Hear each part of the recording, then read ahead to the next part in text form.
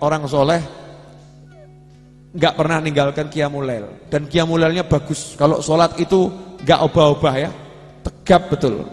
Maka ketika ditanya bagaimana kamu bisa sholat malam sebagus ini, maka beliau menjawab, dulu saya itu nggak bisa sholat malam dengan baik, bolong-bolong ya, suka bisa suka tidak.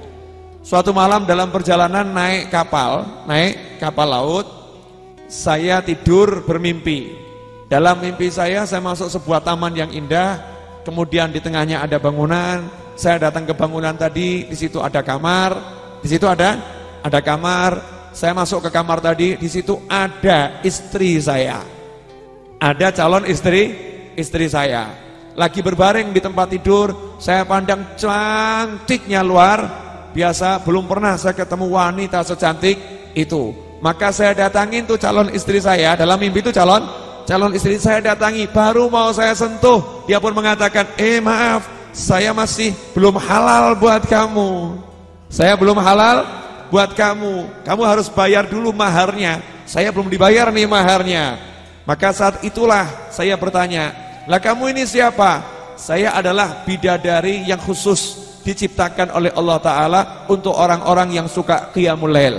Jadi kalau kamu pengen nikah sama saya, maka kamu harus qiyamul lail. Saya pun terbangun dengan wajah bidadari itu masih dalam pandangan. Maka langsung sejak itu saya tidak pernah meninggalkan qiyamul lail. Jenengan mau nunggu diimpeni bidadari dulu? Oh, ini karena orang soleh ya diimpeni bidadari. Kalau kita diimpeni demit, yang keluar ngimpi macam-macam aneh. Ini karena orang ini baik, orang ini soleh, maka bidadarinya pun minta dinikah. Luar biasa kan? Bidadarinya pun minta dilamar. Bidadarinya mendatangi loh ya, lamar saya, tahajud loh gitu. Karena belum bisa istiqomah, masih bolong-bolong, sampai bidadarinya nyemangatin.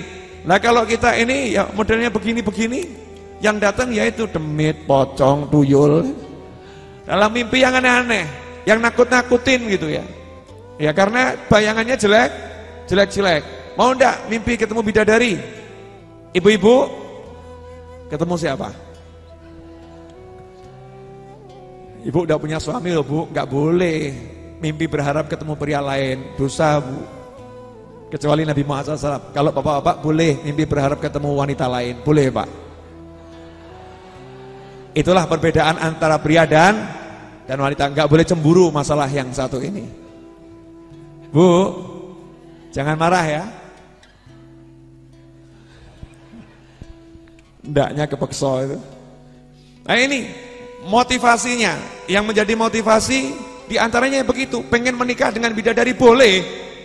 Jangan dikatakan kok rendah ya. Loh orang masuk surga tuh diantaranya adalah dikasih bidadari kok. Masa jamuan dari Allah dibilang rendah? Manusia yang merendahkan jamuan dari Allah, maka manusia itu merendahkan Allah Subhanahu wa ta'ala. Enggak rendah itu mulia, keinginan yang mulia. Cuman ada keinginan yang jauh lebih mulia. Bukan rendah, mulia, tapi ada yang jauh lebih mulia. Kalau orang-orang yang udah sangat soleh, nggak ngelirik yang begitu-begitu. Walaupun nggak ngelirik kan dapat ya. Udah itu udah paket kok. Jadi nggak perlu dibahas, udah paket. Masuk surga ada bidadari, ada istana, ada sungai, itu udah satu paket. Orang soleh nggak bahas paketannya. Yang dibahas ketemu Allah atau enggak gitu. Yang dicari adalah Allah Subhanahu wa ta'ala. Nah ini motivasi. Dalam suatu hadis Rasulullah sallallahu alaihi wasallam, hadis ini diriwayatkan oleh Imam Al-Hakim dalam kitabnya Al-Mustadrak Al-Sahihain. Artinya hadisnya hadis yang sahih. Hadisnya sahih. Bukan kurang sahih, hadisnya sahih. Hadis yang kurang sahih alias dhaif itu pun kalau urusannya menyemangati amal soleh disuruh mengamalkan, apalagi hadisnya sahih. Rasulullah SAW bersabda, "Man khafa adlat, wa man adlat faqad balaghal manzil. Ala inna sil'atallahil ghaliyah, ala inna sil'atallahil jannah." Kama qala sallallahu. Siapa yang takut? Sekarang saya mau nanya, Bapak Ibu takut enggak sama Allah? Takut enggak sama neraka? Kok jawabannya enggak meyakinkan? Bapak Ibu takut enggak sama Allah? Takut enggak sama neraka? Nah, coba kita buktikan. Kalimatnya itu kira-kira kalimat cuma di lisan atau sampai ke hati, ya? Nah, kata Rasulullah SAW, ciri-ciri orang yang betul-betul takut sama Allah, yang betul-betul takut sama Allah. Man khafa adlat. Siapa yang takut maka dia akan berjalan dalam kegelapan malam. Maka dia akan berjalan dalam kegelapan malam. Wa man adlat, dan barang siapa berjalan dalam kegelapan malam faqad balagal manzil. Maka dia sudah sampai ke tempat yang dituju. Artinya orang yang mau jalan di malam hari, dia benar-benar akan sampai di tempat yang dituju, yaitu surganya Allah Subhanahu wa ta'ala. Ala inna sil'atallahil ghaliyah.